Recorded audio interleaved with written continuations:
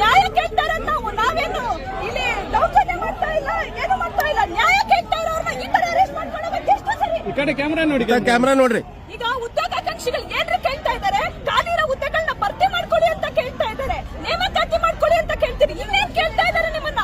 ಅವ್ರು ಏನ್ ಅಪರಾಧ ಮಾಡಿದ್ರೆ, ದರೋಡೆ ಮಾಡಿದ್ರೆ, ಕೊಲೆ ಮಾಡಿದ್ರೆ, ಅವ್ರನ್ನ ಅರೆಸ್ಟ್ ಮಾಡೋದಕ್ಕೆ ಪ್ರತಿಭಟನೆ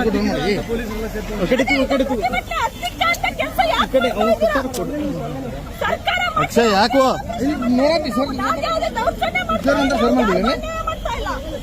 ಯಾರಿಗೂ ಯಾವುದೇ ಸಮಸ್ಯೆ ಉಂಟು ಮಾಡ್ತಾ ಇಲ್ಲ. ಶಾಂತಿಯುತವಾಗಿ ಇವತ್ತು ಅರೆಸ್ಟ್ ಮಾಡೋದು ಎಷ್ಟು ಸರಿ?